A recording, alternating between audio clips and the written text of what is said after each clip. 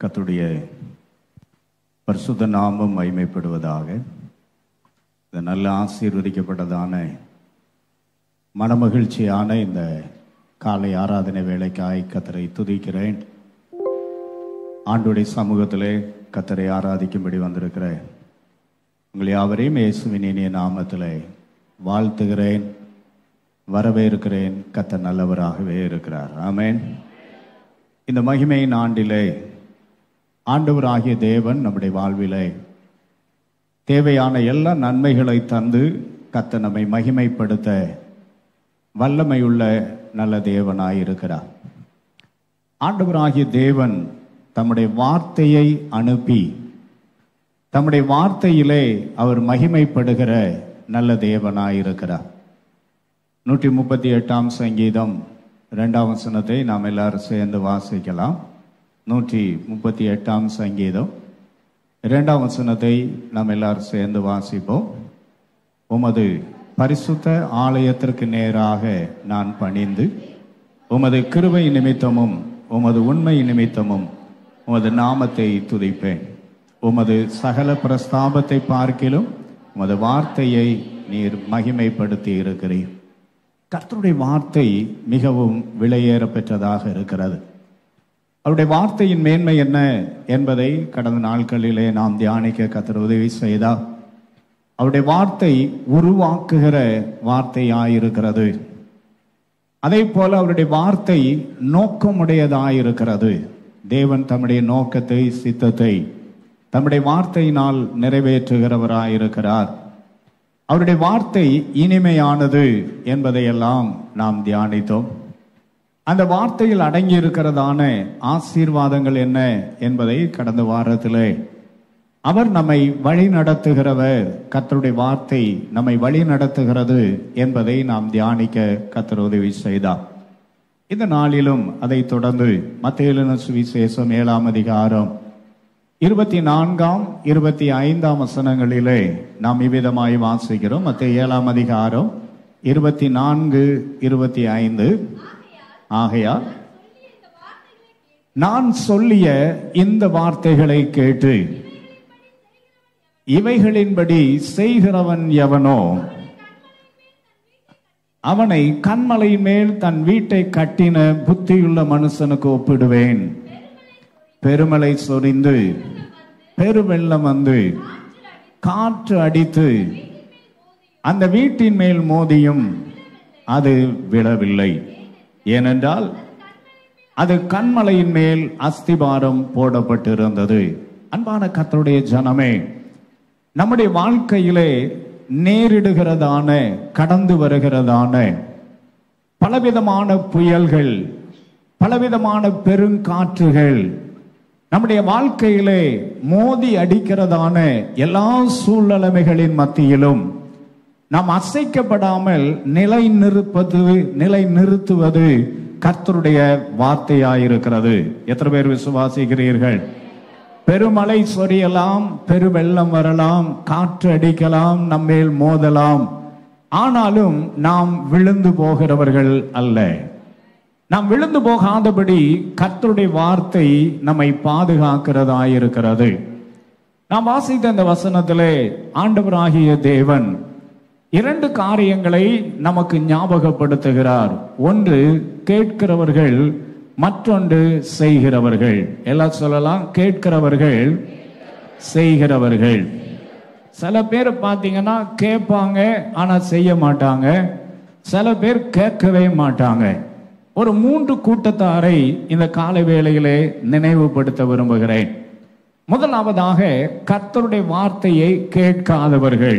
கர்த்தருடைய வார்த்தை என்ன செய்யாதவர்கள்? கேட்காதவர்கள். வேதத்தில் எப்படி வாசிக்கிறோம்? வெளிப்படுத்தின விசேஷம் 22ஆம் அதிகாரம் 7ஆம் வசனம் இப்படி சொல்லுகிறது, ஆவியானவர் சபைகளுக்கு சொல்லுகிறதை காதுள்ளவன் என்ன செய்ய கடவன்? கேட்க கடவன். வெளிப்படுத்தின விசேஷம் 2ஆம் அதிகாரம் 7ஆம் வசனம், மன்னிக்கும் 22:7 என்று சொல்லிவிட்டு 2ஆம் அதிகாரம் 7ஆம் வசனம், ஆவியானவர் சபைகளுக்கு சொல்லுகிறதை காதுள்ளவன் என்ன செய்ய கடவன்? கேட்க கடவன். அப்போ ஆவியானவர் நம்மோடு பேசுகிறவராயிருக்கிறார். அவர் தம்முடைய வார்த்தையை அனுப்புகிறவராயிருக்கிறார். அவர் தம்முடைய வார்த்தையை அனுப்பும் பொழுது அவருடைய வார்த்தையை நாம் கேட்கிறவர்களாய் காணப்பட வேண்டும். அநேகருடைய வாழ்க்கையிலே கர்த்தருடைய வார்த்தையை கேளாதவர்களாய் காணப்படுகிறார்கள். சகரியா தீர்க்கதரிசன புஸ்தகம் 7ஆம் அதிகாரம் 11ஆம் 12ஆம் வசனங்களிலே நாம் இவ்விதமாய் வாசிக்கிறோம், அவர்களோ கவனிக்க மனதில்லாமல் விளக்கி கேளாதபடிக்கு தங்கள் செவிகளை அடைத்துக் கொண்டார்கள். வேதத்திற்கும்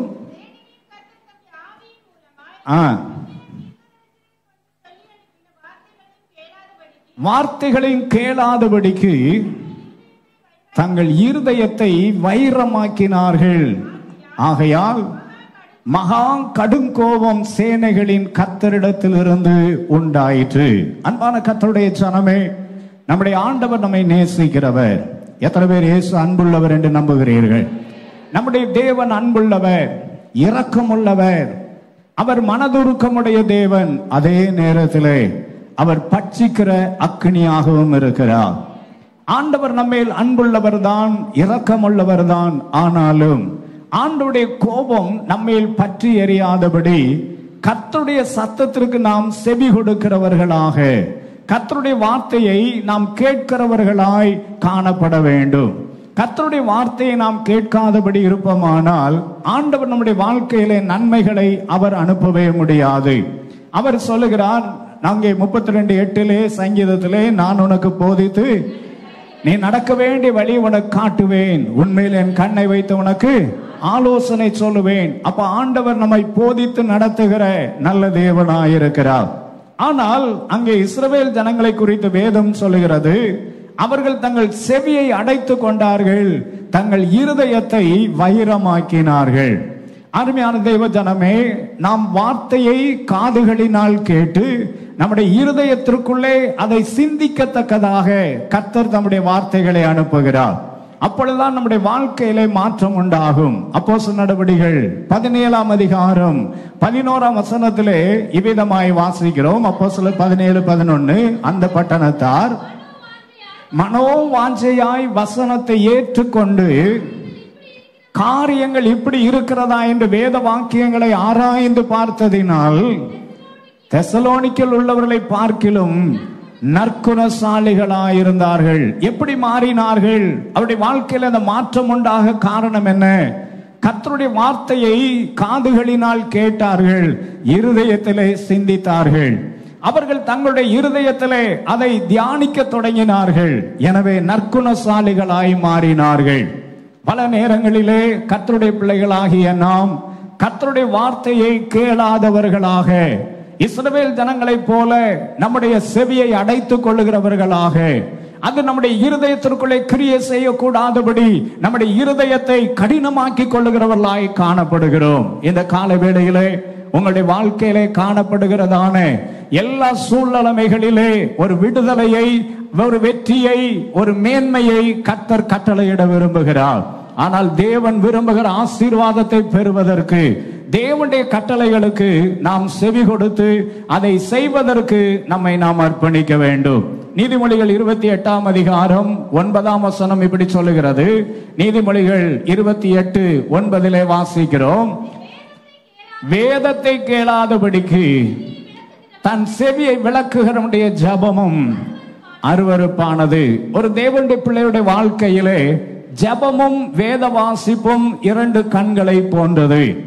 இந்த 2ம் ஒருமிக்க செய்யப்பட வேண்டும். சில பேரை பார்த்தீங்கன்னா நல்லா ஜெபம் பண்ணுவாங்க, ஆனா வேதம் வாசிக்க மாட்டாங்க. சில பேர் நல்ல வேதம் வாசிப்பாங்க, ஆனா ஜெபிக்க மாட்டாங்க. இந்த 2ம் 2 கண்களை போன்றது. இரவும் பகலும் செய்யும்படியாய் தேவன் கட்டளையிட்ட காரியங்கள் இவைகள்.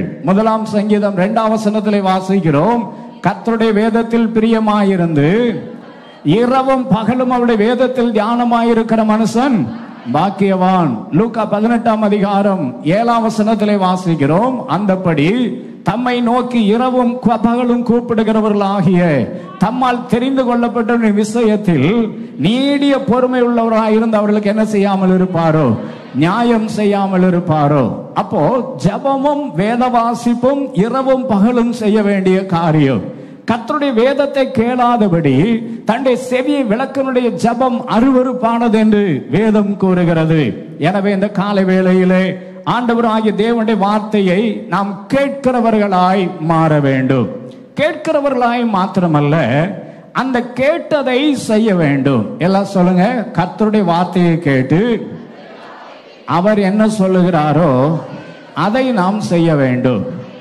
வேதத்திலே நாம் பார்க்கிறதான நேரத்திலே சில பேர் ரொம்ப அதிக ஞானிகளாயிருந்து இயேசுநாதருக்கே அறிவுரை சொல்லுகிறவர்களாய் மாறிவிடுகிறார்கள். ஆண்டவர் எதையாவது சொன்னா ஆண்டவர்கிட்ட இவங்க எதையாவது என்ன செய்வாங்க, இப்படி செஞ்சிருக்கலாம் இல்லையா ஆண்டவரே. சில பேர் யோசிக்கிறாங்க, இந்த ஏதேன்ல மட்டும் அந்த நன்மை தீமை அறியத்தக்க விருட்சத்தை வைக்காம இருந்திருந்தாருன்னா நமக்கு என்ன வந்திருக்கும், ரொம்ப நல்லா இருந்திருக்கும். அப்படி சில பேர் யோசிக்கிறாங்க. ஆலங்குளத்தில் எங்க தாத்தா இருந்தார், சாமுவேல் பிரசங்கர். நிறைய கதை சொல்லுவார், கர்த்தருக்கு ஸ்தோத்திரம் உண்டாவதாக. அப்படி கதையெல்லாம் சொல்லி கடைசியில் எல்லாரையும் அள வைப்பார். அவர் சொன்ன நிறைய கதை என் மனசுல இருக்கு. இப்போ ஒரு கதை ஞாபகம் வந்துருச்சு, அதனால சொல்றேன். சில பேரை பார்த்தீங்கன்னா இன்னைக்கும் ஆதாம் செஞ்ச பாவத்தை சொல்லிட்டு இருக்கிறாங்க. தாங்க ஏதோ நல்லவங்க மாதிரி, நாம எல்லாம் சொன்னதை எல்லாம் செய்கிற மாதிரி. கர்த்தருக்கு ஸ்தோத்திரம் உண்டாவதாக. ஒரு விறகு வெட்டிக்கிட்டு இருந்தானா. என்ன வெட்டிக்கிட்டு இருந்தான்? விறகு வெட்டும் போது ஒரு ரைம் சொல்லிட்டு இருந்தானா. ஆதாம் செஞ்ச பாவம்னு என்ன வெட்டினானா? விறகு வெட்டினானா. வெட்டிட்டு போறான் பாவி. கர்த்தருக்கு ஸ்தோத்திரம். இவன் இந்த ஆதாம் செஞ்ச பாவம்னு வெட்டிக்கிட்டு இருந்த நேரத்துல அந்த வழியில ஒரு மிஷினரி, ஒரு சாய்பு ஒருத்தர், ஒரு துறை ஒருத்தர் கார்ல போகிறார். கார்ல போகும்போது சத்தம் கேட்டுச்சு. என்னடா ஏதோ சத்தம் கேக்குதுன்னு பார்த்தா இவன் விறகு வெட்டிக்கிட்டே சொல்றான், ஆதாம் செஞ்ச பாவம்னு. நேரே பக்கத்துல போய் கேட்டார், என்னப்பா உனக்கு பிரச்சனை? இந்த ஆதாம் மட்டும் பாவம் செய்யாம இருந்தா இன்னைக்கு நான் இப்படி விறகு வெட்டி இருக்க வேணுமா? நெற்றி வேர்வை நிலத்தில் சிந்த என்ன செய்யுன்னு சொல்லிட்டாரு, பாடுபடுன்னு சாபம் போட்டுட்டாரு. அந்த மனுஷன் செஞ்ச பாவம் இப்படி ஆகி போச்சு. அப்படியாப்பா, ஒன்றும் பிரச்சனை இல்லை, கோடாரியோட கார்ல ஏறு, என் வீட்டுக்கு வா, என் கூட இரு, நான் உனக்கு என்ன கவனித்துக் கொள்வேன். கூட்டிட்டு போனார். வீட்டுக்கு கூட்டிட்டு போன உடனே கிச்சன் எல்லாம் திறந்து காமிச்சாரு. என்ன வேணுமோ எடுத்து சாப்பிட்டுக்கொண்டாரு. கட்டுல காமிச்சாரு. நல்ல ரூம், படுத்து தூங்கிக்கொண்டாரு. இருக்கிறதான பீரோவை திறந்து காமிச்சாரு. நகை எல்லாம் இருக்குது, பணம் எல்லாம் இருக்குது. இது எல்லாம் உனக்கு அனுபவிப்பதற்கு அப்படின்னு சொல்லி முடிச்சுட்டு எல்லாத்தையும் நீ அனுபவிக்கலாம் அப்படின்னோடனே எனக்கு ஏகப்பட்ட சந்தோஷம். ஐயா, எல்லாம் எனக்கு அனுபவிக்குவதற்கா? எல்லாம் நீ அனுபவிப்பதற்கு தான். ரொம்ப சந்தோஷமா இருக்கிற நேரத்துல கடைசியா ஒரு காரியம் சொன்னார். ஒரு சின்ன டப்பாவை காமிச்சு சொன்னாரு, இந்த டப்பாவை மட்டும் திறக்கப்படாது. தோத்துடும். எதை மட்டும் திறக்கப்படாது? இந்த டப்பாவை மட்டும் என்ன செய்யக்கூடாது? திறக்கப்படாது. இந்த டப்பாவுக்குள்ள சாவி இந்த இருக்குது. டப்பாவுக்குள்ள சாவி எங்க இருக்குது? இங்க இருக்குது. இந்த டப்பாவை திறக்கப்படாதுன்னு சொன்னா கூட பேசாம இருந்திருப்பான். எதையும் கொடுத்துட்டு போயிட்டாரு, சாவியையும் கொடுத்துட்டு, தம்பி நீ சாப்பிடு, ரொம்ப டயர்டா இருப்ப, ரூம்ல படுத்து தூங்கு, நான் வெளியே போயிட்டு ஒரு 2 மணி நேரம் கழிச்சு வாரேன்னு போனார். இவன் போனவரை தூக்கம் வருமா? நம்ம ஆட்களுக்கு என்ன வராது, தூக்கம் வராது. கர்த்தருக்கு ஸ்தோத்திரம். கொஞ்ச நேரம் படுத்து பார்த்தான், பரவாயில்ல, அது பெட்டியில என்னமும் இருந்துட்டு போட்டோம், நாம உட்கார்ந்துருப்போம்னு உட்கார்ந்து பார்த்தான். ஒரு 1/2 மணி நேரம் கழிச்சு, நம்ம மனசுக்கு ஒரு பேர் இருக்குது, குரங்கு. பக்கத்துல பார்த்து சொல்லிடாதீங்க, என்ன கர்த்தருக்கு ஸ்தோத்திரம் உண்டாவதாக. மனம் என்னது? ஒரு குரங்கா. இது ஒரு இடத்துல என்ன செய்யாது, இருக்காது. கொஞ்ச நேரம் இருந்து பார்த்தான். அப்புறம் கொஞ்ச நேரம் கழிச்சு யோசித்து பார்த்தான், அந்த டப்பாவில் என்ன இருக்கும். இந்த நகையெல்லாம் காமிச்சாரு, பணத்தை எல்லாம் காமிச்சாரு. அப்ப அந்த டப்பாவுக்குள்ள இதை விட பெருசா ஏதோ என்ன செய்து போல இருக்குது போல அப்படின்னு நினைச்சா. திரும்ப யோசித்தான், சரி அது இருந்துட்டு போட்டும் பரவாயில்ல அப்படின்னு நினைச்சிட்டு கொஞ்ச நேரம் கழிச்சு இவன் மனசு கேட்கல, மெதுவா அதை திறந்து தான் பார்த்துட்டு மூடிடுவோமே.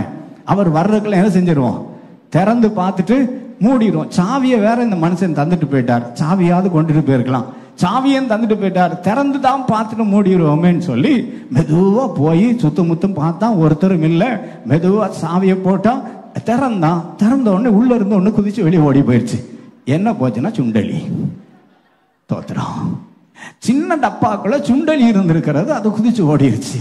இவன் தலையில அடிச்சுட்டான். அட பாவி மனசா, அந்த டப்பாக்குள்ள சுண்டலி தான் இருக்குதுன்னு சொல்லி தொலைச்சிருக்கலாம்ல, நான் பேசாம இருந்திருப்பேன்ல. இப்ப என்ன பண்ணன்னு தெரியல.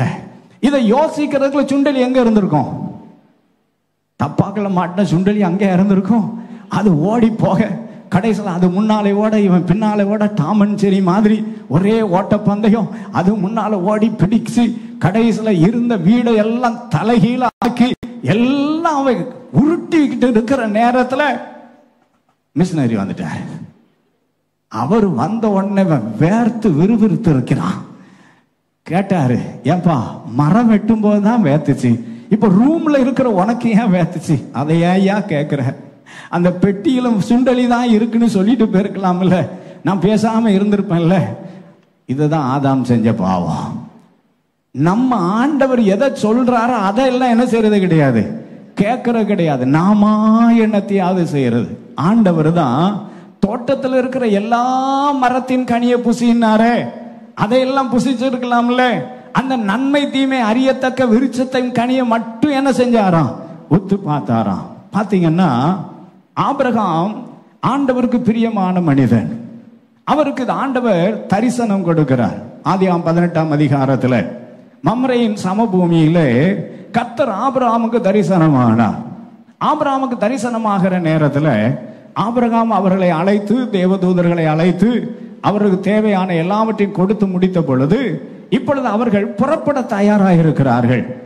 புறப்படும் பொழுது இவ்விதமாய் சொல்லுகிறார்கள், நான் செய்ய விரும்புகிறதை என் தாசனாகிய ஆபிரகாமுக்கு நான் என்ன செய்வேனோ, மறைப்பேனோ அப்படின்னு சொல்லி, சோதம் குமராவின் அக்கிரமம் பெருகி இருக்கிறது, எனவே நான் அதை அழிக்க போகிறேன் அப்படின்ன உடனே இப்பொழுது ஆபிரகாம் திறப்பிலே இருக்கிறார். ஆண்டவரத்துல கேட்கிறார், ஐயா ப்ளீஸ், அந்த பட்டணத்துல ஒருவேளை 50 நீதிமான்கள் இருந்தால் அந்த பட்டணத்தை அழிப்பீரோ? ஆண்டவர் சொல்றார், இல்ல இல்ல இல்ல, 50 பேரும் அழிக்க மாட்டேன். திரும்ப கொஞ்ச நேரம் கழிச்சு சொல்றான், ஐயா ஒருவேளை 5 பேர் குறையா இருந்து 45, அப்புறம் 40, அப்புறம் 30, அப்புறம் 20, அப்புறம் 10 இல்லாட செத்து தொலைட்டுன்னு விட்டான். கர்த்தருக்கு ஸ்தோத்திரம் உண்டாவதாக. இதையெல்லாம் சொல்லி முடிச்சாச்சு. இப்ப இவங்க 2 பேர் 3 பேர் கிளம்பி போகிறார்கள். நேர லோத்தனுடைய வீட்டுக்கு தான் போயிருக்கிறார்கள். லோத்தனுடைய வீட்டிலே ராத்தங்குகிறார்கள், சாப்பிடுகிறார்கள். கர்த்தருக்கு ஸ்தோத்திரம் உண்டாவதாக. இப்போ லோத்துவின் இடத்துல காரியத்தை சொல்லுகிறார்கள். என் ஆண்டவர் எப்படின்னா, எதையும் சொல்லாமல் செய்கிற தேவன் அல்லவே அல்ல. எத்தனை பேர் விசுவாசிக்கிறீர்கள்? கர்த்தர் நமக்கு ஒரு காரியத்தை சொல்லுகிறார் என்று சொன்னால், நாம் தேவ சமூகத்திலே காத்திருந்து வாக்குத்தத்தமாயிருக்குமானால் அதை சுதந்திரிக்க வேண்டும். விரோதமான காரியமாயிருக்குமானால் அதை தடை செய்யவும் அதை சுதந்திரிக்கவும் கர்த்தர் அதிகாரம் கொடுத்திருக்கிறார். எத்தனை பேர் ஆமென் சொல்லுகிறீர்கள்? வாக்குத்தத்தமான வார்த்தையை கொடுப்பார், ஆனால் அதை சுதந்திரிக்க வேண்டும். எதிர்மறையான காரியமா இருக்குமானால் அதை நிர்மூலமாக்க கர்த்தர் நமக்கு அதிகாரம் கொடுத்திருக்கிறார். விசுவாசிகள் மட்டும் ஒரு ஆமென் சொல்லலாமா? இப்போ இந்த அருமையான லோத்துவின் இடத்திலே நேரடியாய் போய் சொல்லுகிறார்கள், இந்த இடத்தை நாங்கள் என்ன செய்ய போகிறோம், அழிக்க போகிறோம், இடத்தை அழிக்க போகிறோம் சொன்ன உடனே லோத்துவுக்கு இஷ்டமே இல்லை. ஏன்னா லோத்து சுயமாய் தெரிந்து கொண்டதான இடம்தான் சோதோம் கொமோரா. சுயமாய் தெரிந்து கொண்ட இடம் தான் என்னது? Sodom Gomorrah. அவன் கண்களை ஏறெடுத்து பார்த்த பொழுது இந்த சோதோம் கொமோரா அழகா இருக்கிறது, கர்த்தருடைய தோட்டத்தை போலவும் எகிப்து தேசத்தை போலவும் இருக்கிறது. இந்த கால வேளையிலே கர்த்தருடைய ஆவியானவர் சொல்லுகிறார், நீங்கள் சுயமாய் தெரிந்தெடுத்த சில காரியங்கள் உங்களுடைய கண்களுக்கு இனிமையாக, உங்களுடைய பார்வைக்கு இனிமையாக, நீங்கள் பார்ப்பதற்கு தோற்றத்திற்கு அருமையாக இருந்த சில காரியங்களை தெரிந்தெடுத்திருக்கலாம். கர்த்தர் சொல்லுகிறார், அது தேவனுக்கு சித்தமா, தேவனுக்கு பிரியமா என்பதை நாம் ஆண்டவரிடத்திலே கேட்டு நிதானித்து காரியங்களை செய்ய வேண்டும். ஆமென். நாம் இஷ்டம் போல நடப்பதற்கு நாம் விட்டு விட்டப்பட்டவர்கள் அல்ல, நாம் மீட்கப்பட்டவர்கள். எல்லாம் சொல்லுங்க, நான் மீட்கப்பட்டவன். நாம் மீட்கப்பட்டவனாயிருக்கிற நான் அவருக்கு அடிமையாயிருக்கிறேன். ஆண்டவர் என்னை மீட்டெடுத்து தனக்கு அடிமையாய் வைத்திருக்கிறார். நாம் அவருடைய பிள்ளைகள் தான், நாம் அவருடைய பிள்ளைகள் தான். நாம் பிள்ளைகளாய் இருக்கிறபடினாலே ஆண்டவர் நம்மிடத்தில் எதிர்பார்க்கிற காரியம் என்னவென்றால், அவர் விரும்புகிறதை மட்டும் நாம் செய்ய வேண்டும். அவர் விரும்புகிறதை மட்டும் நாம் என்ன செய்ய வேண்டும்? செய்ய வேண்டும். அவருடைய விருப்பத்துக்கு மாறாக, அவருடைய சித்தத்திற்கு எதிராக நாம் எதையும் செய்யக்கூடாது. அதுதான் கர்த்தர் தம்முடைய வார்த்தையை அனுப்புகிறார். இப்போ லோத்துவின் இடத்துல கர்த்தருடைய வார்த்தை வந்திருக்கிறது, சுயமாய் தெரிந்து கொண்ட தேசம். இப்ப ஆண்டவர் அன்புள்ளவராய் இருக்கிறபடினாலே ஆண்டவர் லோத்துவின் இடத்துல சொல்லுகிறார், நீ புறப்பட்டு அருகில் இருக்கிற மலை தேசத்துக்கு என்ன செய்து போ, ஓடிப்போ. அவன் என்ன செய்து கொண்டிருக்கிறார்? தாமதித்து கொண்டிருக்கிறார். அங்கே ஆதியாகமம் 19ஆம் அதிகாரம் 15ஆம் 16ஆம் வசனங்களிலே இவ்விதமாய் வாசிக்கிறோம். அந்த தூதர் லோத்தை நோக்கி, பட்டணத்திற்கு வரும் தண்டனையில் நீ அழியாதபடிக்கு எழுந்து சொல்லி துரிதப்படுத்தினான். அவன் தாமதித்துக் கொண்டிருந்த பொழுது, பல நேரங்களிலே கர்த்தர் சொன்ன வார்த்தையை உடனே செய்யணும். பக்கத்துல பார்த்து சொல்லுங்க, கர்த்தர் சொன்ன வார்த்தைக்கு உடனே கீழ்ப்படியணும். இந்த கால தாமதமும் கீழ்ப்படியாமைக்கு சமம் தான். ஆண்டவர் சொன்னதை இன்னைக்கு செய்யாம நாளைக்கு செய்கிறேன்னு சொன்னா என்ன நடக்காது? நடக்காது. கர்த்தருக்கு ஸ்தோத்திரம் உண்டாவதாக. நம்முடைய ஸ்தோத்திரம் நம்முடைய திருச்சபையில வைத்து கிங்டம் அப்படின்னு சொல்லி ஒரு அருமையான பெண்கள் முகாம் நடந்தது. எத்தனை பேர் அதுல கிங்டம் வாரியர்ஸ் அப்படின்னு சொல்லி ஒரு பெண்கள் முகாம் நடந்தது. சில மருத்துவர்கள் வந்து அந்த முகாமிலே வந்து கர்த்தருடைய வார்த்தையை பகிர்ந்து கொண்டார்கள். எத்தனை சகோதரிகள் பங்கு பெற்றவர்கள் ஏதாவது ஞாபகம் இருக்குதா? கர்த்தருக்கு ஸ்தோத்திரம் உண்டாவதாக. அதுல வந்த ஒரு சகோதரி இப்படி சாட்சி சொன்னார்கள். ஒரு மருத்துவர், அவங்க ராத்திரி எல்லாம் டியூட்டி பார்த்துருக்குறாங்க, ரொம்ப நேரம் ஆயிடுச்சு, காலையில இருந்து ஒரே பிஸி. அப்போ கர்த்தருக்கு ஸ்தோத்திரம் உண்டாவதாக டியூட்டி முடிச்சு ஒரு 11 மணி 11:30 மணி ஆயிடுச்சு. காலையில இருந்து அவ்வளவு நேரம் தியேட்டர்ல ஒரே வேலை. அப்போ ரொம்ப டயர்ட் ஆகி வீட்டுக்கு கிளம்பும் போது ஆவியானவர் சொன்னாராம், இத்தனை நம்பர் பெட்ல இருக்கிறதான அந்த பேஷண்ட பார்த்துட்டு போன்னு சொன்னாங்களாம். இப்ப யாருக்காவது ஞாபகம் வருதா? சரி, வந்தால் வரட்டும், வராவிட்டால் போகட்டும், நான் ஞாபகப்படுத்துகிறேன். கர்த்தருக்கு ஸ்தோத்திரம். அந்த பெட்ல இருக்கிற அந்த சகோதரிய அந்த பேஷண்ட பார்த்துட்டு போன்னு சொல்லி ஆண்டவர் சொல்லுகிறார். இந்த அம்மா சொன்னாங்களாம், ஏசப்பா நான் ரொம்ப டயர்டா இருக்கேன், உங்களுக்கு தெரியும், மணி 11:30 மணி ஆயிடுச்சு, நான் வீட்டுக்கு போகணும், பிள்ளைகளை பார்க்கணும், இப்ப நான் போகல, காலையில போறேன். ஆவியானவர் சொன்னாரா, இல்ல இல்ல, இப்ப நீ அந்த பேஷண்ட பார்த்துட்டு போன்னு சொன்னாராம். 2ஆம் விஷயம் கர்த்தர் பேசுகிறார், கேட்கல, வீட்டுக்கு போயிட்டாங்க. காலையில அதிகாலையில 6 மணிக்கு எழும்பி வேக வேகமாக துணியை மாத்திட்டு அங்கே மருத்துவமனையில வந்து அந்த பேஷண்ட பார்க்கணும்னு வர்ற நேரத்துல அங்கே மருத்துவமனையில சொன்னார்களாம், 3 மணிக்கு அந்த பேஷண்ட் மரித்து போய்விட்டார். அன்பான தேவ ஜனமே, அந்த தாமதம் ஒரு ஜீவன் போய்விட்டது. நம்ம வாழ்க்கையில கர்த்தர் எந்த காரியத்தை செய்ய சொல்லுகிறாரோ தாமதம் பண்ணாமல் அதை செய்ய வேண்டும். எத்தனை பேர் ஆமேன் சொல்றீங்க? கர்த்தருக்கு ஸ்தோத்திரம் உண்டாவதாக. அருமையான சவுல் ஆண்டவரை அவரை சந்திக்கிறார். சந்திக்கிறதான நேரத்தில் அப்போஸ்தலர் நடவடிக்கைகள் 9ஆம் அதிகாரம் 6ஆம் வசனத்திலே இப்படி வாசிக்கிறோம். அவன் நடுங்கி திகைத்து, ஆண்டவரே நான் என்ன செய்ய சித்தமாயிருக்கிறீர் என்று சொல்லி கேட்கிறார். நீ அங்கே எழுந்து தமஸ்குவுக்கு போ, அங்கே உனக்காக ஆலோசனை சொல்லும்படியாக அருமையான ஒரு மனிதனை வைத்திருக்கிறேன் அப்படின்னு ஆண்டவர் அனுப்பி வைக்கிறார். வேதம் இவ்விதமாய் சொல்லுகிறது. இப்பொழுது சவுல் புறப்பட்டு நேரடியாக அங்கே போய் தேவனுடைய வார்த்தையை அவர் கேட்டுவிட்டு, வேதத்தில் இப்படி எழுதி இருக்கிறது, கர்த்தருக்கு ஸ்தோத்திரம் உண்டாவதாக. அப்போஸ்தலர் நடபடிகள் 9ஆம் அதிகாரத்திலே 20ஆம் வசனத்திலே வாசிக்கிறோம், தாமதமின்றி, எப்படி எழுது, தாமதமின்றி கிறிஸ்து தேவனுடைய குமாரன் என்று ஆலயங்களில் பிரசங்கித்தான். இந்த கால வேளையிலே பரிசுத்த ஆவியானவர் நம்மை பார்த்து கேட்கிறார், எத்தனை காரியங்களை தாமதப்படுத்திக் கொண்டிருக்கிறீர்கள்? கர்த்தருடைய வார்த்தையை கேட்டீர்கள் அல்லவா? தேவனுடைய சத்தம் உங்களுக்கு கேட்கப்பட்டது அல்லவா?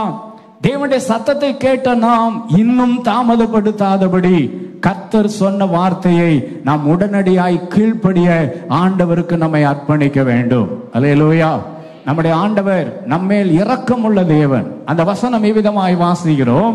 ஆதியாகமம் 19ஆம் அதிகாரம் அதனுடைய 16ஆம் வசனத்திலே, அவர்கள் தாமதம் பண்ணி கொண்டிருக்கையில் கர்த்தர் அவன் மேல் வைத்த இரக்கத்தினாலே, கர்த்தர் அவன் மேல் வைத்ததினாலே, இரக்கத்தினாலே, நம்முடைய தேவன் இரக்கம் உள்ள தேவன், அவரை பிடித்து கொண்டு போய் வெளியே கொண்டு விட்டு சொல்லுகிறார்கள், உன் ஜீவன் தப்ப அந்த மலைக்கு ஓடிப்போ அப்படின்றாங்க. இவர் சொல்றார், ஐயா அவ்வளவு தூரம் எல்லாம் நம்மளால என்ன செய்ய முடியாது, ஓட முடியாது. பக்கத்துல அந்த சின்ன பட்டணத்துக்கு போயிடுறேன், அது சின்ன ஊரு தானே, அங்க போயிடுறேன். இந்த கால வேளையில கர்த்தர் சொல்றாரு, நமக்கு லகுவாய் தோன்றுகிறது அல்ல, கர்த்தர் என்ன செய்ய சொல்லுகிறாரோ அதை செய்ய நம்மை அர்ப்பணிக்க வேண்டும். சில நேரம் நாம நினைக்கிறோம், ஐயா இது லேசியா இருக்குது, இது லகுவான காரியமா இருக்கிறது, இது எளிதான காரியமா இருக்கிறது, நீர் சொல்லுகிற காரியம் கடினமா இருக்கிறது. ஒரே ஒரு காரியம், when the Lord gives the vision, surely he will give us the provision.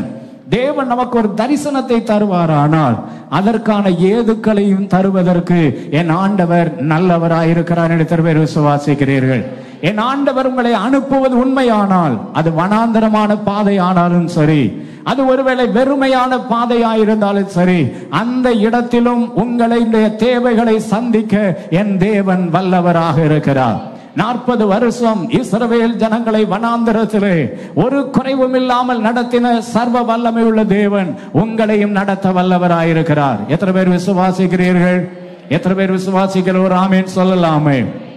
அப்போ தேவன் சொன்ன வார்த்தைக்கு நாம் அப்படியே கீழ்ப்படிய வேண்டும். இவர் சொல்றாரு, இது பக்கத்துல இருக்கிற கிராமம், அதுக்கு போயிடுறேன். நடந்தது என்ன தெரியுமா? அவருடைய வாழ்க்கையில 3 இழப்புகளை அவர் சந்திக்கிறார்.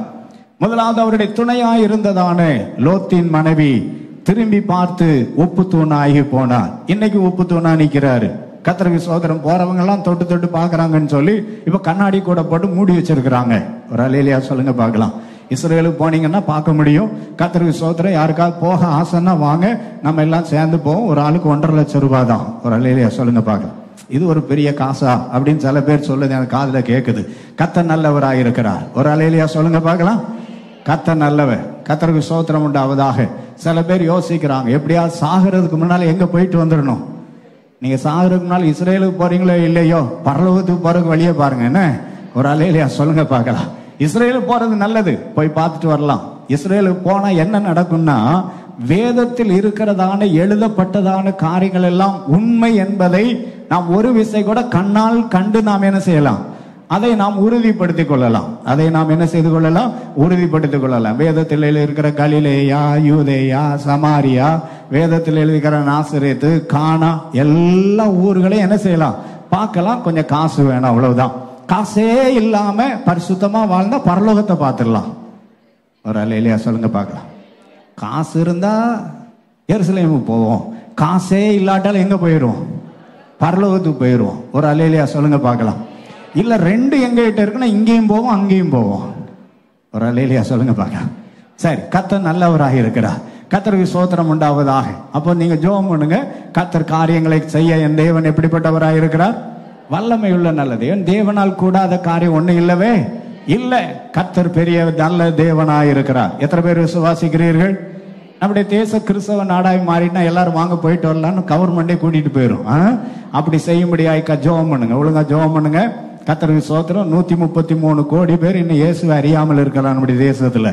இந்த ஜனங்கள் எல்லாம் சந்திக்கப்பட வேண்டும், கர்த்தர் கிரியை செய்ய வேண்டும். சரி, இப்போ நாங்க அருமையான கர்த்தருக்கு ஸ்தோத்திரம். லோத்து தேவனுடைய சத்தத்தை கேட்டு தாமதம் பண்ணினான். தாமதம் பண்ணின மாத்திரமல்ல, சுயமாய் தான் ஒரு காரியத்தை தெரிந்து கொண்டபடியினாலே அவருடைய மனைவி ஒப்புத்தூணாய் போனார். அவருடைய 2 பிள்ளைகள் தவறான நடக்கையினாலே தகப்பனோடு கூட தொடர்பு கொண்டு 2 பிள்ளைகளை பெற்றெடுத்தார்கள். 2 பிள்ளைகளும் சபிக்கப்பட்ட சந்ததியாய் மாறி போனார்கள். கர்த்தருக்கு ஸ்தோத்திரம் உண்டாவதாக. மோவாபியரும் அம்மோன் புத்திரரும் சபிக்கப்பட்டவர்களாய் மாறி போனார்கள். இந்த காலை வேளையிலே என்னை கேட்கிற எனக்கு அன்பான கர்த்தருடைய ஜனமே, நம்முடைய சந்ததிக்கு நாம் ஆசீர்வாதத்தை தேடி வைக்க வேண்டும். யார் ஆசீர்வாதத்தை தேடி வைக்கிறார்கள்? 112ஆம் சங்கீதம் 1-2 வசனங்களிலே இவ்விதமாய் வாசிக்கிறோம். கர்த்தருடைய வேதத்தில் பிரியமாயிருந்து, அது மாத்திரமல்ல, கர்த்தருக்கு ஸ்தோத்திரம் உண்டாவதாக, கர்த்தருக்கு பயந்து அவர் கட்டளைகளில் மிகவும் பிரியமாயிருக்கிற மனுஷன் பாக்கியவான். கர்த்தருக்கு பயந்து அவர் கட்டளைகளில் மிகவும் பிரியமாயிருக்கிற மனுஷன் பாக்கியவான், அவன் சந்ததி. அப்ப நம்முடைய பிள்ளைகள் ஆசீர்வதிக்கப்பட வேண்டும் என்று சொன்னால், லோத்தின் சந்ததி சபிக்கப்பட்ட பிள்ளைகளாய் மாறினதை போல நம்முடைய சந்ததி மாறிவிடாதபடி நம்முடைய பிள்ளைகள் ஆசீர்வதிக்கப்பட்டு இருக்க வேண்டும் என்று சொன்னால், கர்த்தருக்கு பயந்து அவருடைய கட்டளைகளின்படி செய்ய நம்மை நாம் அர்ப்பணிக்க வேண்டும். கர்த்தருக்கு ஸ்தோத்திரம் உண்டாவதாக. யோனாவை குறித்து நாம் பார்க்கிறோம். யோனா தீர்க்கதரிசியின் புஸ்தகம் 1ஆம் அதிகாரம் 1-2 வசனங்களில் இப்படி எழுதி இருக்கிறது. அமித்தாயின் குமாரனாய் யோனாவுக்கு கர்த்தருடைய வார்த்தை உண்டாகி, நீ எழுந்து மகாநகரமாகிய நினிவேக்கு போய் அதற்கு விரோதமாக என்ன செய்? பிரசங்கம் பண்ணு என்கிறார். அங்கே யோனா எழும்புகிறார். யோனா எழும்பி புறப்படுகிறார்.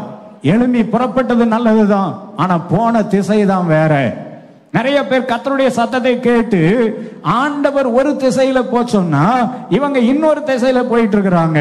இந்த காலவேளையில கர்த்தர் கேட்கிறார், நீங்கள் போகிற திசை கர்த்தர் காட்டின திசை தானா? கர்த்தர் காட்டின பாதை தானா? கொஞ்சம் யோசித்து பாருங்க. ஆண்டவர் நம்மோடு பேசுகிற தேவன். அவர் காட்டின பாதையிலே நாம் செல்வோமானால் என்ன பிரச்சனைகள் வந்தாலும் அவர் பார்த்து கொள்ளுவார். இப்போ யோனா புறப்பட்டு போனதான திசை வேறு திசை. கர்த்தருக்கு ஸ்தோத்திரம். அவர் தர்சீசுக்கு போகும்படியாய் என்ன ஏறிட்டாரு? கூடி கொடுத்து தர்சீசுக்கு போகும்படியாய் கப்பல் ஏறினார். கூலி கொடுத்து டிக்கெட் எடுத்து வாங்கினதான மனுஷன் எல்லாரும் உட்கார்ற இடத்துல உட்காராம போய் கப்பலின் அடித்தட்டுல போய் மிஷின்ட போய் படுத்து கிடக்கிறார். எப்படிதான் தூக்கம் வந்துச்சோ தெரியல. நம்ம ஆட்களுக்கு நல்லா தூக்கம் வரும், என்ன சத்தம் போட்டாலும் தூங்குவாங்க. அல்லேலூயா. ஒரு சபையில பிரச்சனை வந்துருச்சு. பக்கத்து வீட்டுக்காரங்க போய் கம்ப்ளைண்ட் பண்ணிட்டாங்க, இவங்க சத்தம் தாங்கவே முடியல ஐயா, எங்களால என்ன செய்ய முடியல, தூங்கவே முடியல. அன்னைக்கு ஆல் நைட் பிரேயர் நடந்துகிட்டு இருந்துச்சு. ஒரு 10 பரிசுத்தவான்கள் தூங்கிட்டு இருந்தாங்க.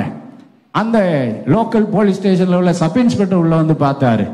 இங்க ஆவியில நிரம்பி எல்லாம் அந்நிய பாஷை பேசினா 10 பேர் தூங்கிட்டு இருக்கிறாங்க. அவர் வெளியே போய் சொன்னாரா, பிரச்சனை உங்ககிட்ட தான் இருக்குது, உள்ளேயே 10 பேர் தூங்கிட்டு இருக்கான், உன்னால தூங்க முடியலன்னா பேசாம என்னத்தை வாங்கி போட்டுக்கோ. தோத்திரம். அதே மாதிரி நமக்கு ரொம்ப கிருபை இருக்குது. இவன் பாத்தீங்கன்னா ஆண்டவர் நினிவேக்கு போச்சோன்னா இவன் எங்க போயிட்டு இருக்கிறான்? தர்சீசுக்கு போகிறவன் அங்கேயும் போய் கப்பலின் அடித்தட்டுல போய் கொந்தளிக்கிற கடலுக்கு மத்தியில எவ்வளவு சத்தம் இருந்திருக்கும். நீங்க கடற்கரை பக்கம் போய் பாத்தீங்கன்னா தெரியும், சும்மாவே சத்தம் போடுவாங்க. இப்ப கடல்ல என்ன உண்டாயிருச்சு? கொந்தளிப்பு. லே அங்க பாருல, இங்க பாருல, அதை தூக்கி போடல, இதை தூக்கி போடல. அந்த சத்தத்துக்கு மத்தியில நம்மால் தூங்கிட்டு இருக்கான். பக்கத்துல கொஞ்சம் பாருங்களேன். தோத்துறோம். அப்போ எந்த பிரச்சனையின் மத்தியில நம்ம ஆளுக்கு என்ன கிடையாது? பிரச்சனையே கிடையாது. என்ன பிரச்சனை கிடையாதுன்னா, செத்தாலும் சாவேனே தவிர சித்தம் செய்ய மாட்டேன். தோத்துறோம். என்ன செய்வேன்? செத்தாலும் என்ன செய்வேன்? சாவேனே தவிர என்ன செய்ய மாட்டேன்? சித்தம் செய்ய மாட்டேன். ஆனா ஆண்டவர் பாக்குறாரு, உன்னை சாகடிக்கவே மாட்டேன், என் சித்தத்தை செய்யற வரைக்கும் உன்னை உழுங்கி வச்சிருப்பேங்காரு. ஒரு அலையிலையா சொல்லுங்க பார்க்கலாம். நம்ம ஆண்டவர் இந்த சுழி போட்டுட்டாருன்னு வச்சுக்காங்களேன், எங்க போனாலும் விட மாட்டார். வலையிலவையா நான் பொதுவா சொல்லுவேன், ஆண்டவர் முதல்ல வலையை வீசும் போதே என்ன செஞ்சிடணும்? மாட்டிக்கணும். சாமி அர்ப்பணித்தேன் ஐயா அப்படின்னு மாட்டிக்கணும். இல்ல தூண்டில் போடுவார். ஒழுங்கா வலை வீசும் போதே கிடைக்கலன்னு என்ன போடுவார்? தூண்டில் போடுவார். இந்த தூண்டில் போட்டா அந்த தூண்டில கடிச்ச உடனே சிலது மாட்டாது. கடிச்ச உடனே ஆமா மாட்டிக்கிட்டோன்னு விட்டுட்டா பரவாயில்ல, இழுத்துக்கிட்டே ஓடுறது. கொஞ்சம் பக்கத்துல பாருங்க, நம்ம கதை எப்படி ஓடிட்டு இருக்கு. கர்த்தருக்கு ஸ்தோத்திரம். அப்படியே இழுத்துக்கிட்டே ஓடும் வரைக்கும் ஓடுன்னு விட்டுட்டு அப்புறம் சுண்டி இழுப்பாரு பாருங்க, செவுளோட பிச்சுக்கிட்டு வரும். அப்புறம் கை போச்சு, காலு போச்சு, மூக்கு போச்சு, வாய் போச்சுன்னு அப்புறம் உட்காந்து அம்மா அப்பான்னு கத்துறது. ஏன் கத்துற? பிடிக்கும் போதே மாட்டிக்கிட்டா நல்லது. தோத்திரம். யாருக்கும் ஆண்டவர் சொல்லிட்டு இருக்கிறாரு, ஒழுங்கா வந்துடணும். ஒழுங்கா என்ன செஞ்சிடணும்? வந்துடணும். அப்பா ஒப்பு கொடுத்தேன் ஆண்டவரேன்னு ஒப்பு கொடுத்துடணும். இல்ல செவில பிச்சிருவாரு. அப்புறம் பிச்சுட்டு ஐயா அம்மான்னு கத்தப்படாது. அப்புறம் கத்துனாலும் விட மாட்டாரு. அப்புறமும் 2 மீதி கொடுப்பாரு. கர்த்தருக்கு ஸ்தோத்திரம் உண்டாவதாக. ஒரு அம்மாவை பார்த்து எப்படி சொன்னாரு, நான் துப்பிட்டேன் அதனால 1 வாரம் ஓரமா உட்காரட்டுன்னாரு. பக்கத்துல பார்த்து சொல்லுங்க, துப்பிட்டாருன்னா 1 வாரம் ஓரமா உட்காரணும். யாருன்னு கேக்குறீங்களா? அருமையான மிரியாம் அக்கா, நல்ல பாட்டு பாடுறவா, நல்ல பாட்டு பாடினா, கையை தட்டி உற்சாகமா பாட்டு பாடினா. யாத்திராம் 15ஆம் அதிகாரத்துல பாத்தீங்கன்னா தம்புரி எடுத்து என்ன செய்தாலாம், பாட்டு பாடிக்கிட்டு இருக்க வேண்டியதுன்னு. சும்மா இருக்க மாட்டாம மோசையை பத்தி பேசி கர்த்தருக்கு ஸ்தோத்திரம் உண்டாவதாக. அப்பமே சம்மந்தி சண்டை வந்திருக்கு பாருங்க. ஸ்தோத்திரம். அப்பமே என்ன வந்துருச்சு? ஸ்தோத்திரம். சில வீட்டுல நடக்கும் இதான். கர்த்தருக்கு ஸ்தோத்திரம் உண்டா. சம்மந்தி சண்டை எப்பவுமே வந்துருச்சு. யாரா அதுன்னு சொல்லி ஏதோ அமெரிக்கா நாட்டுல இருந்து வந்த மாதிரி பாக்குறிய. சம்மந்தின்னா யாரும் தெரியாதோ? கர்த்தருக்கு ஸ்தோத்திரம். மனைவிக்கு கூட பிறந்த அக்கா, மனைவிக்கு கூட பிறந்த அக்கா இல்ல, வீட்டையாவுக்கு கூட பிறந்த அக்காவுக்கும் கர்த்தருக்கு ஸ்தோத்திரம் மனைவிக்கு என்ன வந்துருச்சு? ஆமா, இதுதான் சண்டை. சக்களத்தி சண்டை இல்லை, இது சம்மந்தி சண்டை. கர்த்தருக்கு ஸ்தோத்திரம் உண்டாவதாக. அப்ப இவன் சொல்றான், நம்ம ஊர்ல எவ்வளவு அழகான பிள்ளைகள் இருக்கிறாங்க, இவன் போய் இந்த காக்காட்சியை முடிச்சுட்டு வந்திருக்கிறானே. கர்த்தருக்கு ஸ்தோத்திரம் உண்டாவதாக அப்படின்னு சொல்லி அப்பமே ஆரம்பிச்சுட்டான். ஆண்டவர் பார்த்தாரு, பேசாம வாய் மூடிட்டு அப்படின்னு சொல்லி பார்த்தாரு, கேட்கல, துப்பிட்டாரு. கடைசியில் எத்தனை நாள் ஆச்சு? 1 வாரமா ஓரமா உட்கார்ந்து இருக்கிறாங்க. கீழ்ப்படியல, பிரச்சனை தான். இந்த கால வேளையில எந்த வார்த்தைக்கு நாம் கீழ்ப்படியாமல் இருக்கிறோம்? கொஞ்சம் ஆண்டவரத்துல கேட்போம். ஆண்டவரே, நீர் சொன்ன வார்த்தைகளுக்கு நான் கீழ்ப்படிவேன், ஆனால் என்னை ஆசீர்வதிக்க வல்லவராயிருக்கிறீர். உபாகமம் 30ஆம் அதிகாரம் அதனுடைய 15ஆம் வசனத்துல இப்படி வாசிக்கிறோம். உபாகமம் 30ஆம் அதிகாரம் 15ஆம் வசனம், ஜீவனையும் நன்மையையும் மரணத்தையும் தீமையையும் இன்று உனக்கு முன்னே வைத்தேன். அது உங்களுக்கு முன்னால இருக்குது. ஜீவன் இருக்கிறது, நன்மை இருக்கிறது, மரணம் இருக்கிறது, தீமை இருக்கிறது, எல்லாம் நமக்கு முன்னால இருக்கிறது. இதை அனுபவிக்க வேண்டும் என்றால் என்ன செய்ய வேண்டும்? 20ஆம் வசனத்தில் வாசிக்கிறோம். 20ஆம் வசனம், கர்த்தர் பிதாக்களாகிய ஆபிரகாமுக்கும் ஈசாக்குக்கும் யாக்கோபுக்கும் கொடுப்பேன் என்று அவர்களுக்கு ஆணையிட்டு கொடுத்த தேசத்திலே குடியிருக்கும்படி அன்பு கூர்ந்து அவர் சத்தத்துக்கு செவி கொடுத்து அவரை பற்றி கொள்வாயாக, அவரே உனக்கு ஜீவனும் தீர்க்காயுசும் ஆனவர் என்றார். ஒரு அல்லேலூயா சொல்லுங்க பார்க்கலாம். இதுக்கு இடையில பாத்தீங்கன்னா, இந்த 15ஆம் வசனத்துக்கு 20ஆம் வசனத்துக்கு இடையில வாசித்து பாத்தீங்கன்னா, இந்த இஸ்ரவேல் ஜனங்கள் பண்ணினதான காரியங்கள் எல்லாம் மோசே சொல்லுகிறார். நீங்கள் இப்படி எல்லாம் அக்கிரமம் பண்றீங்க, இப்படி எல்லாம் பிரச்சனை பண்றீங்க, ஆனா ஜீவனும் நன்மையும் கர்த்தர் நமக்காய் வைத்திருக்கிறார். இந்த ஜீவனையும் நன்மையும் அனுபவிக்க வேண்டும் என்றால் கர்த்தருடைய சத்தத்தை கேட்டு அதன்படி செய்வோமானால் கர்த்தர் நம்மை மேன்மைப்படுத்த வல்லமை உள்ள நல்ல தேவனாயிருக்கிறார். அல்லேலூயா. எனவே அன்பான கர்த்தருடைய ஜனமே, இந்த காலை வேளையிலே நம்முடைய வாழ்க்கையை ஆண்டவருக்கு என்று நாம் அர்ப்பணிப்போம். கேட்கிறவர்களாக பின்பற்றுகிறவர்களாயிருப்போம். யாக்கோபு 1ஆம் அதிகாரம் 22ஆம் வசனம் இப்படி சொல்லுகிறது, நீங்கள் உங்களை வஞ்சியாதபடிக்கு திருவசனத்தை கேட்கிறவர்களாய் மாத்திரமல்ல, அதன்படி செய்கிறவர்களுமாயிருங்கள். முழங்கால் படிடுவோமா? முடிந்தால் முழங்கால் படிடலாம், முடியாத எளிமையில் இருப்போம். கொஞ்ச நேரம் நாம் ஆண்டவரை நோக்கி பார்க்க போகிறோம். கொஞ்ச நேரம் நாம் ஆண்டவரை நோக்கி பார்க்க போகிறோம். கர்த்தருக்கு ஸ்தோத்திரம். இன்றைக்கு ஆராதனை முடிந்த பின்பு ஞானஸ்தான ஆராதனை உண்டு. ஞானஸ்தானம் பெற யாராவது ஆயத்தமாயிருந்தால் நீங்கள் ஆராதனை முடிந்த பின்பு எங்களை சந்திக்கலாம். கர்த்தர் உங்களை ஆசீர்வதிப்பாராக. சில பேர் ஆயத்தமாய் வந்திருக்கிறார்கள். கர்த்தர் அவர்களை ஆசீர்வதிக்கட்டும். எல்லாம் கர்த்தரை நோக்கி ஜெபம் பண்ணும். இந்த நல்ல காலை வேளையிலே, இந்த பகல் வேளையிலே ஆண்டவர் நம்மோடு பேசின வார்த்தைகளை நாம் நினைவில் கொண்டு, அப்பா நான் எந்த காரியங்களுக்கு கீழ்ப்படியாமல் போயிருக்கிறேன், ஒருவேளை யோனாவை போல நினிவேக்கு போக வேண்டிய நாம் தர்சீசுக்கு போய் கொண்டிருக்கிறோமா, ஒருவேளை லோத்துவை போல நம்முடைய வாழ்க்கையிலே நாம் செய்ய வேண்டிய காரியத்தை செய்யாமல் சுயமாக, ஆண்டவரே நான் இப்படி இருக்கிறேன் ஆண்டவரே, நான் அப்படி செய்கிறேன் ஆண்டவரே என்று சொல்லி சுயமாக நாம் சில தீர்மானங்களை எடுக்கிறோமா? ஆண்டவரிடத்திலே சொல்லுவோம், ஆண்டவரே நான் உம்முடைய பிள்ளை, நீங்க என்ன சொல்றீங்களோ அதை செய்ய நான் என்னை அர்ப்பணிக்கிறேன் ஆண்டவரே.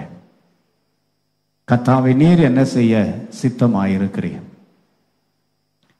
தேவ சித்தம் நிறைவேற எனையும் ஒப்படைக்கிறே, தேவ சத்தம் என்னுள்ள பலமாக தோணிக்குதே, தேவ சித்தம் நிறைவேற எனையும் ஒப்படைக்கிறே, தேவ சத்தம் என்னுள்ள பலமாக தோணிக்குதே, முட்களுக்குள் மலர்கின்றதோ மக்களை கவரும் லீலி புஷ்பமோ, முட்களுக்குள் மலர்கின்றதோ மக்களை கவரும் லீலி புஷ்பமோ,